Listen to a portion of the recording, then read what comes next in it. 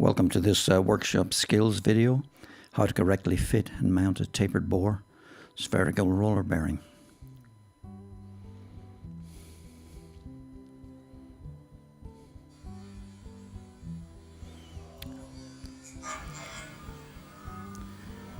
This is the mounting plate that we're using, and on it there is the stub shaft that we're looking at. You can see the threaded section where the nut goes on, and the tapered shaft where the tapered bore bearing fits on. And this is the bearing that we're looking at now.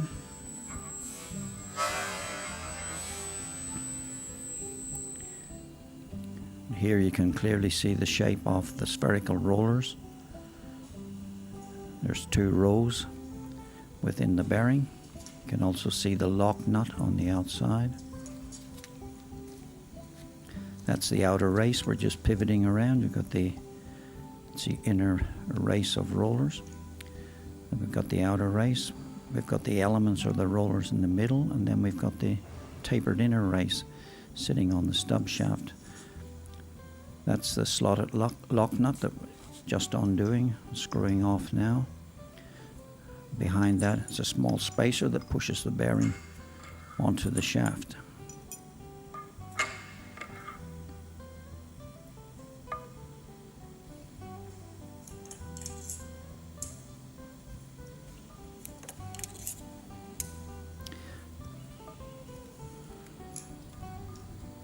Checking the internal bore of the bearing is important to get the correct size, but we'll do that a little later when we come to fit the bearing.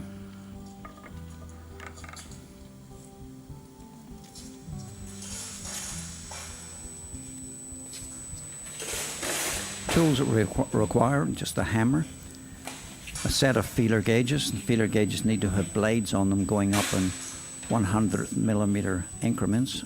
A hook spanner or C-spanner there. There's a hydraulic releasing tool, an oil can, and verniers, vernier caliper set.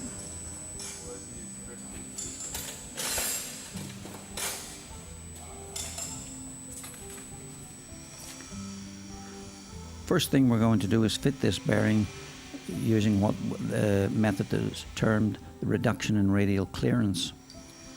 The first thing we need to know is what clearance is in the bearing. The first thing we need to know is the bore or the diameter of the bearing.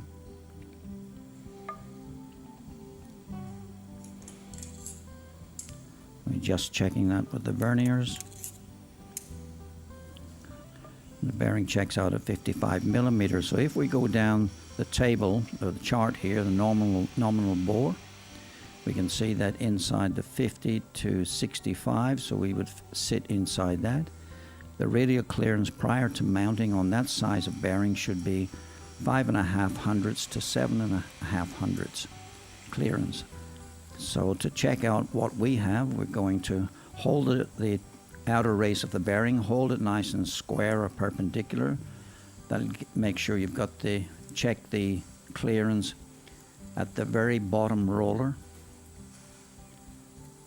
Probably putting in a 5/100ths feeler gauge there and slowly moving up, and 6 and so on, to see what the maximum is that we can get into that gap between the bottom roller and the outer race. It's important too that the whole feeler gauge blade fit right under the full width or length of the roller. It's not just the tip of the feeler gauge entering into the corner by 5mm or 10mm. It's got to go right in, so you're probably looking at 20-30mm of feeler gauge blade going right underneath or passing right underneath the roller. So the set that I've got here would be going up in 5, 6, 7, 8, 9, right up to 0.1 of a millimeter or 10/100ths.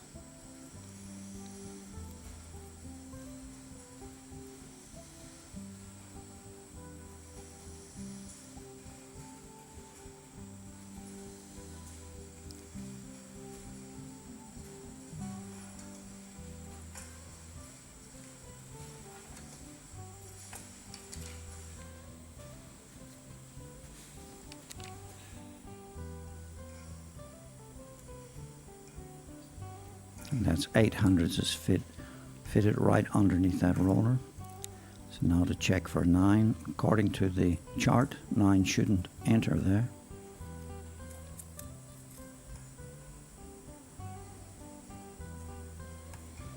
And it doesn't. Just write down what you've got for future reference.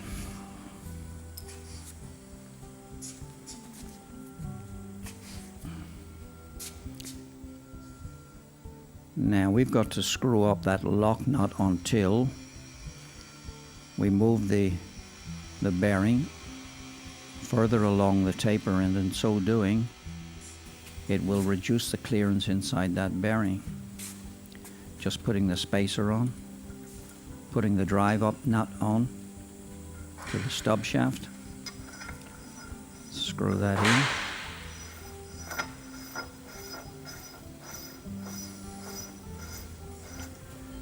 Use the hook or C-spanner and a hammer and drive that up.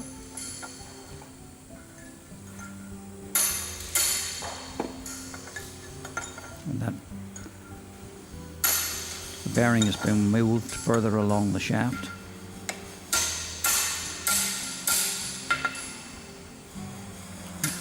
And the outer clearance is being reduced.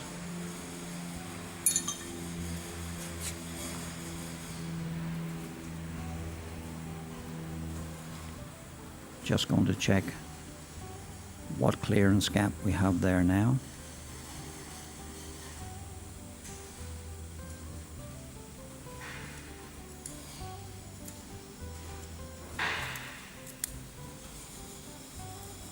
It's probably reduced down by 3 or 4 hundredths. Then we need to check that against the chart to see if it falls within the specifications. If it does, we can leave it. If not, we may have to take it up a bit more.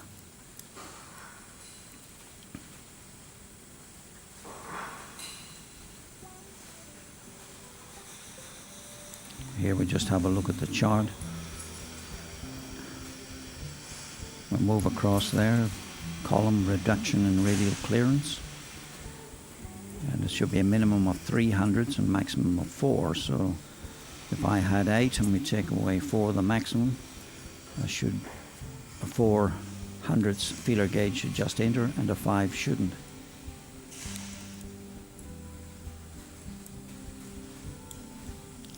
I've got a 4 going under there.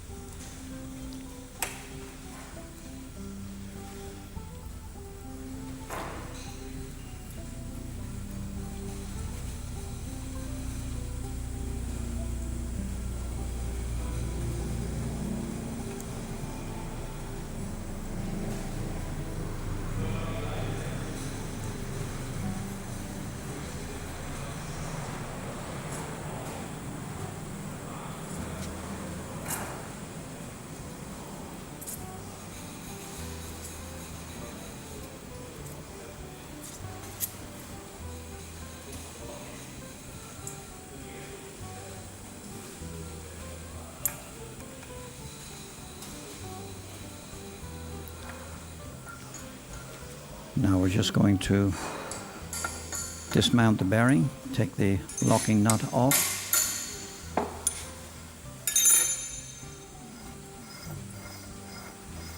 Notice that we're leaving the locking nut on the end of the shaft, because if we were removing a bearing that had been on a shaft on a heavy earth moving equipment for maybe 5 or more years, it will have settled onto the shaft and it will be very difficult to move. So the hydraulic pressure that we would use to force it off could cause the bearing to come off at some velocity, and if we're standing in the front of that shaft, it could injure us, of course.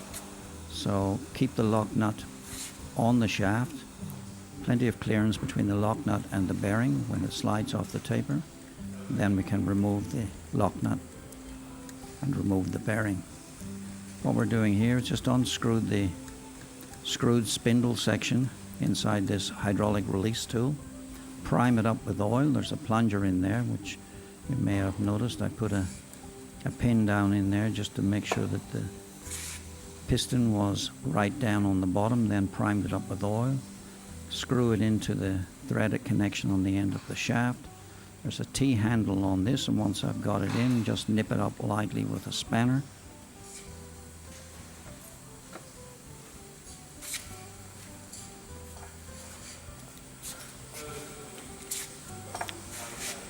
Once it's been nipped up, we'll just wind the T-handle in. That'll force the oil through the center of the shaft and out through a hole underneath the bearing, and you can see the bearing just move forward. It ejects the bearing off the tapered shaft.